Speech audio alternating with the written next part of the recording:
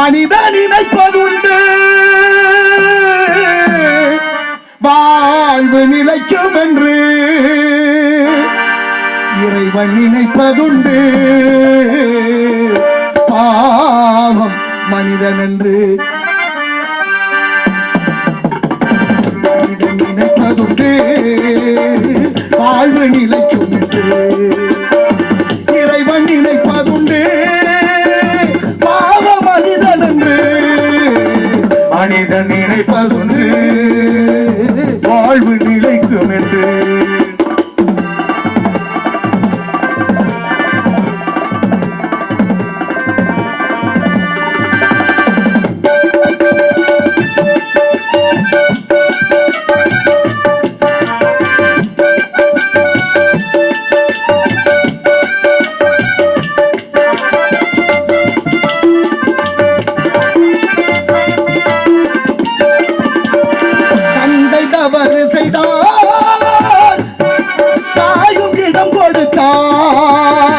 தந்தை தவறு செய்தால் தாயின் இடம் கொடுத்தார் வந்து பிறந்து விட்டோ வெறும் பந்தம் வளர்த்து விட்டோ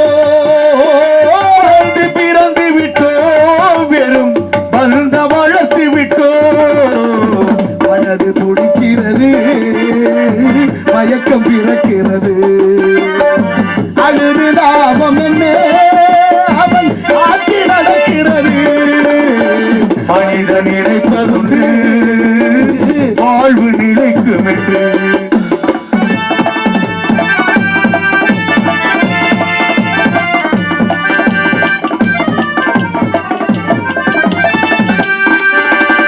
காற்று மனம் இருந்தால் கவலை மறந்துவிடும் காற்று மனம் இருந்தால் கவலை வளர்ந்து விடும் மூட்டை திறந்து விட்டால் அந்த குருவி பறந்து விடும் மூட்டை திறந்து விட்டால் அந்த குருவி பறந்து விடும் காலில் விளங்கிட்டோ கடமை என அழைத்தோ நான்கு சுவற்றுக்குள்ளே தினம் நாட்டியமாடுகின்றோ மனிதன் நினைப்பதுண்டு வாழ்வு நிலைக்கும் என்று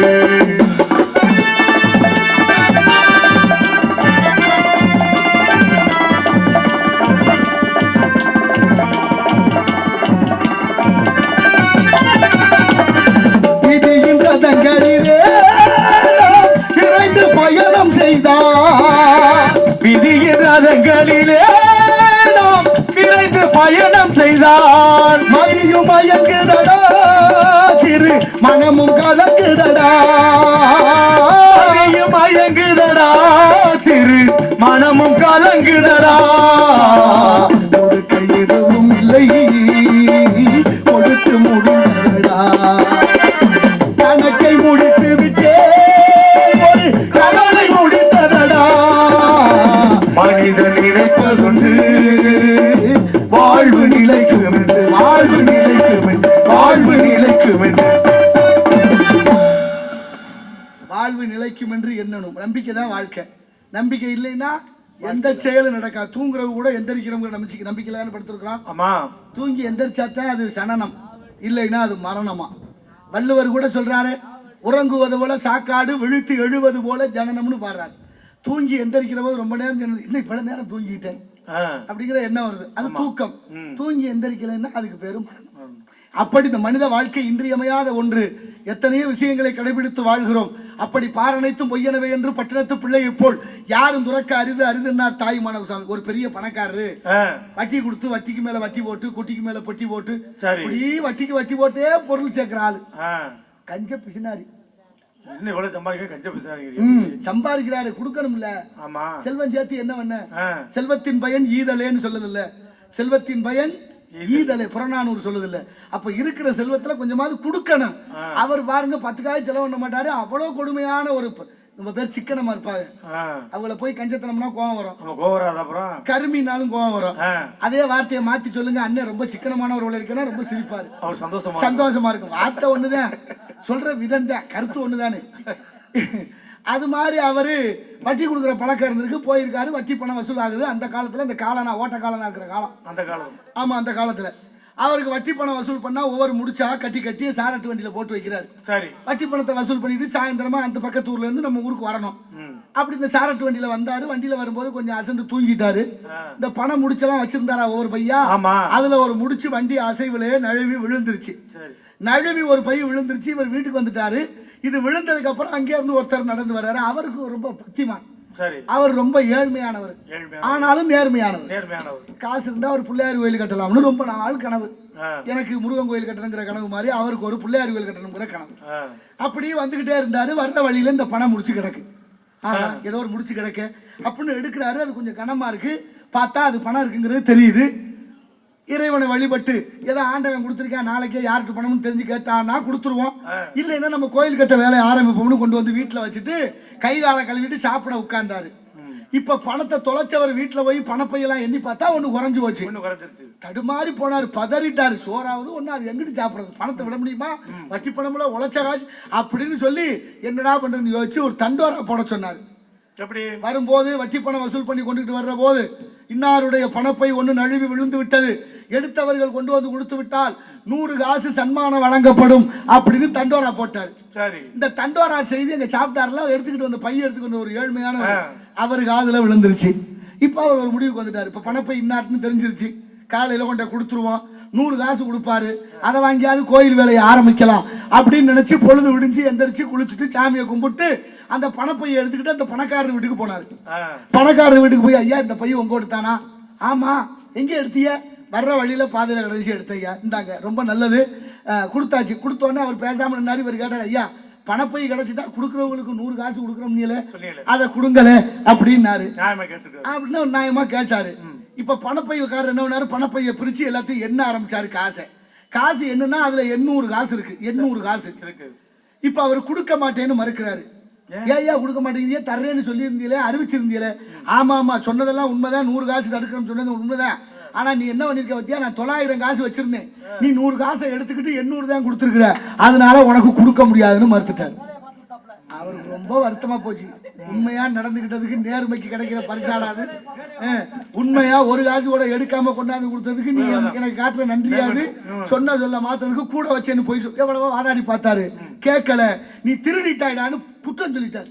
காசு கொடுக்க முடியாதுன்னு இருந்தா கூட அவருக்கு வருத்தம் இல்ல, திருடணும்னு சொன்னதை தாங்க முடியல.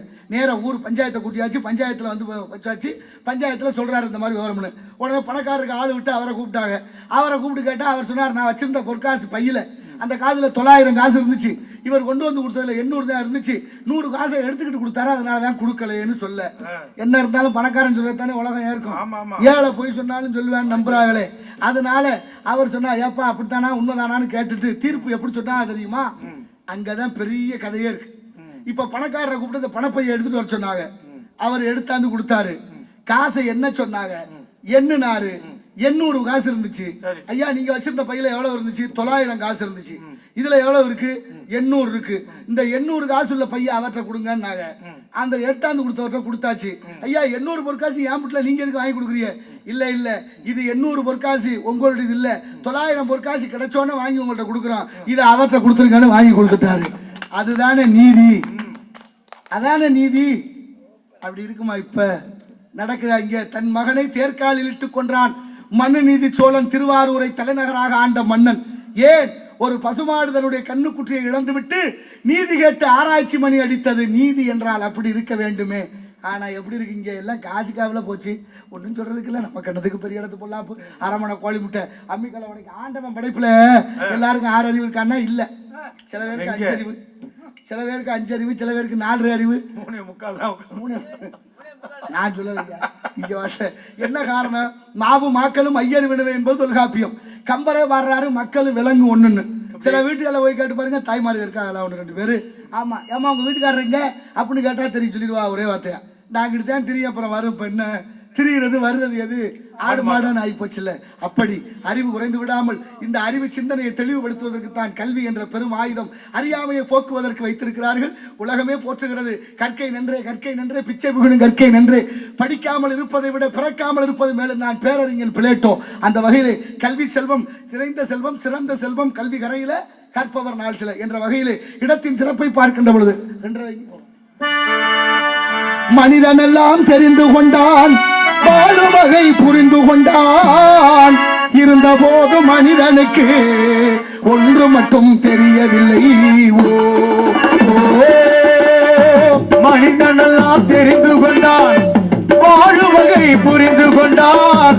இருந்த போது மனிதனுக்கு ஒன்று மட்டும் தெரியவில்லை.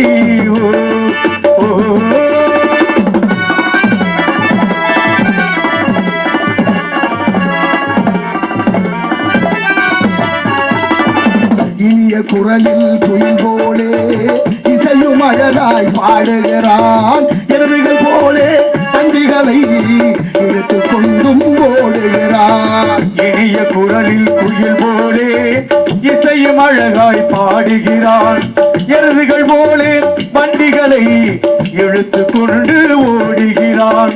வனத்தில் வாழும் பறவைகள் போல் வானில் பறந்து திரிகின்றான். வனத்தில் வாழும் பறவையை போல் வானில் பறந்து திரிகின்றான். இருந்த போது மனிதனுக்கு ஒன்று மட்டும் தெரியவில்லை. மனிதனெல்லாம் தெரிந்து கொண்டான், வாழும் வகை புரிந்து கொண்டான். இருந்த போது மனிதனுக்கு ஒன்று மட்டும் தெரியவில்லை.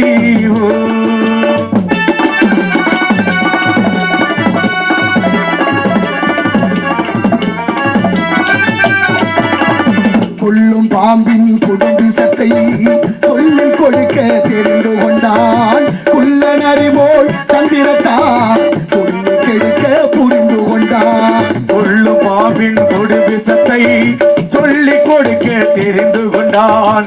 குள்ளன் அறிவோல் தந்திரத்தால் கொடியை கெடுக்க புரிந்து கொண்டான். வெள்ளி பணத்தால் மற்றவரை விலைக்கு வாங்க தெரிந்து கொண்டான். வெள்ளி பணத்தால் மற்றவரை விலைக்கு வாங்க தெரிந்து கொண்டான். மனிதனாக வாழ மட்டும் மனிதனுக்கு தெரியவில்லை.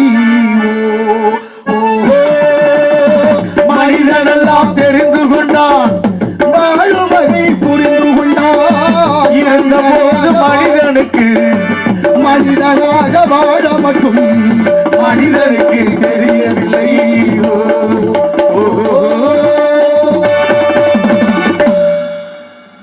எடுப்பு என்று சொன்னால் அதற்கு எதிர்ப்பு தேவை. ஏற்ற பாவை செய்கிறார்களா கலா சேவை என்று அழகான வேள்விமலை சாரல். இங்கே சத்தம் எவ்வளவு ஆமா இருக்கு. எல்லாம் பகுமானம் பல்லக்கில் ஏறுது பாருங்க. ஒருத்தர் திடீர்னு இறந்து போனாரு. ஆமா அப்படி இல்ல, ஒருத்தர் இறந்து போனாரு. இறந்தவருடைய ஆத்மா யமலோகம் போகுது.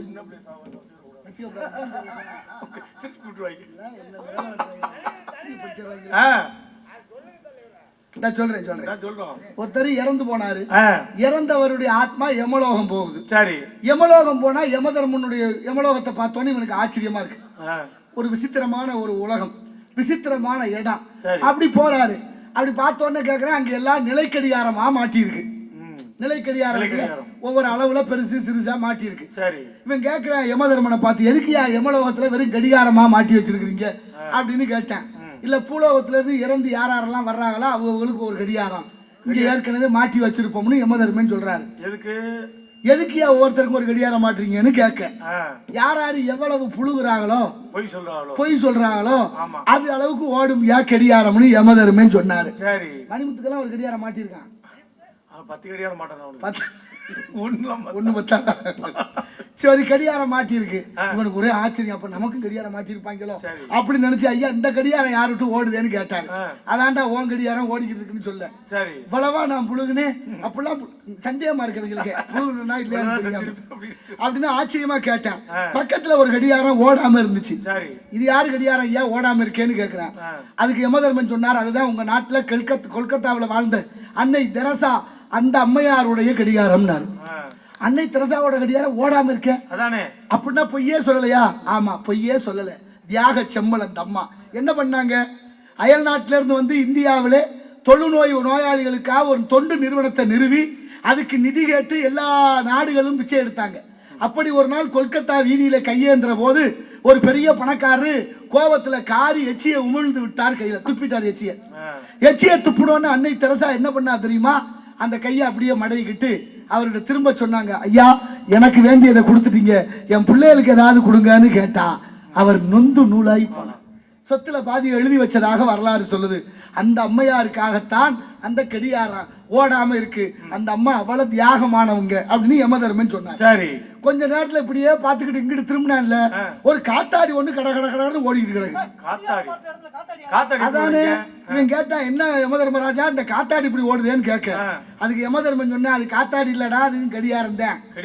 கடியாரம் இப்படியும் ஓடுமா? ஏயா இப்படி ஓடுதுன்னு கேட்டேன். ஆமா, இவ்வளவு ஓட்டம் ஓடுதே கடியாரம் காத்தாடியை விட வேகமா அப்படின்னு கேட்டோன்னு யமதர்மன் சொன்னாரு, அதுதான் உங்க தமிழ்நாட்டுல இருக்க மொத்த அரசியல்வாதிகளுக்காக உள்ள கடியாரம்டா, அவ்வளவு வேகமா ஓடுதுன்னாரு. அப்படின்னா அம்பிட்டு பயிலும் எவ்வளவு புளி இருப்பாங்க பாருங்க. காலம் பூரா புழுகுறாங்க, நம்ம அவங்கள தானே நம்புறோம். நம்ம அதை விட்டு மாறுற மாதிரி இல்லை போல இருக்க. 79 ஆண்டு சுதந்திர இந்தியா, ஆனாலும் என்ன நடக்குது இந்த நாட்டிலே?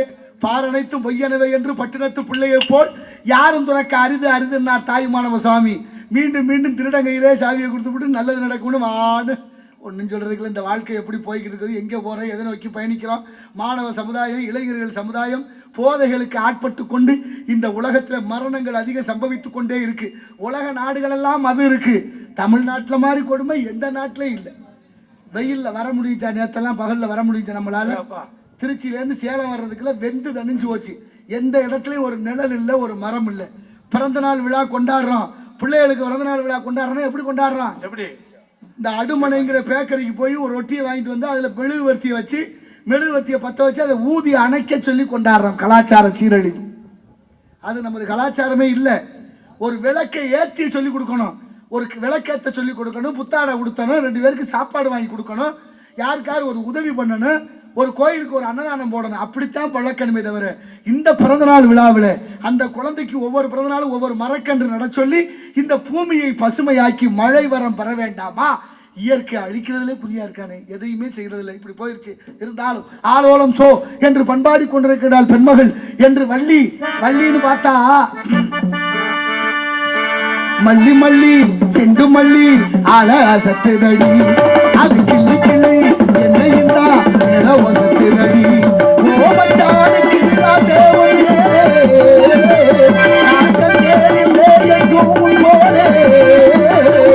மல்லி மல்லி செண்டு மல்லி ஆள சத்துதடியா.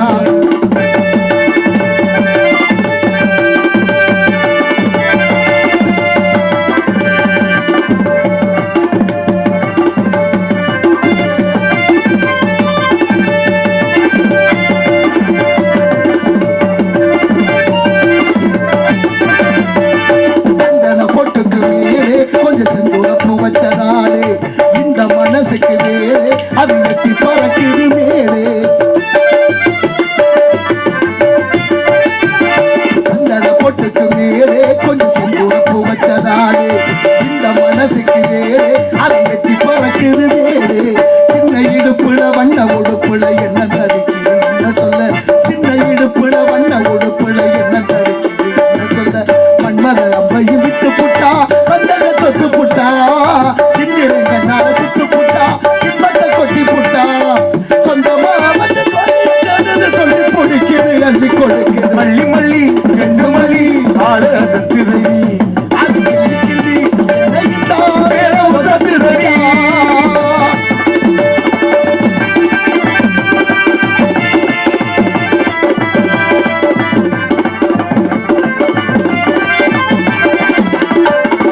அஞ்சு பொழுதுக்கு மேலே அந்த ஆத்தங்கர பக்கம் வாரு, சொந்தம் இருப்பதனாலே ஏ சொத்து சொகங்களை தாரே. பொழுதுக்கு மேலே அந்த ஆத்தங்கர பக்கம் வாரு, சொந்தம் இருப்பதனாலே ஏ சொத்து சொகங்களை தாரே. சுந்தரிய கொடி முந்திரிய ஒன்னு தூக்கிட்டு தோப்புக்கு போரே, சுந்தரிய கொடி முந்திரிய ஒன்னு தூக்கிட்டு தோப்புக்கு போரே. சொல்லி பரிசத்தை போடு மச்சா, தோப்புக்கு வர மச்சா, வெட்டியில மெட்டி போடு மச்சா, வீட்டுக்கு வர மச்சா. வெக்கத்தாடி முதலிக்கல காட்டுது வாழ்க்கையாக மல்லி மல்லி ரெண்டு மல்லி ஆள சக்திதையா அது கிள்ளி கிள்ளி என்னையா மேலவோ சமையா ஓ மச்சானுக்கு காசே ஒன்றே நான் தேடிலே எங்கும் போனே மல்லி மல்லி ரெண்டு மல்லி ஆள சத்துதடி அது கிள்ளி கிள்ளி என்னையா மேலவோ சக்திதடி ஆலோலம் சோ என்று பண்பாடி கொண்டு செல்லும் செல்லாதுக்கு செட்டியார் இருக்காருன்னு ஒரு பழமொழி இருக்கு. எதுக்கு சொன்னாங்க? ஆமா, செல்லும் செல்லாதுக்கு செட்டியார் இருக்காருன்னு பழமொழி. அப்படின்னா என்ன அர்த்தம் தெரியுமா உங்களுக்கு? என்ன அர்த்தம்? அத்தனை கதையும் சொல்றேன். ஆமா சொல்லணும். என்னன்னா நவகோடி நாராயணன் செட்டியார்னு ஒருத்தர் இருந்திருக்காரு. சரி, அவர் பாருங்க வட்டி கொடுக்குற பழக்கம் இருந்திருக்கு. பக்கத்தூர்ல வட்டி பணம் வசூல் பண்ண போயிருக்கிறாரு. வசூல் பண்ணதுல 1 லட்சம் ரூபாய் பணம் வசூலாயிருக்கு, வட்டி பணமே. அப்பனா எவ்வளவு கொடுத்துருப்பாருன்னு பாருங்க. இப்ப வட்டி பணத்தை வாங்கிட்டு தனியா போறதுக்கு கொஞ்சம் சங்கடம். ஏன்? களவாணி பேரு அப்போ இருந்திருக்காங்க. அப்ப இருந்திருக்கு. ஆமா, அப்ப என்ன பண்றது? பணத்தை கட்டிக்கிட்டு மடியில கணம் இருந்தா வழியில பயம் இருக்கும்ல.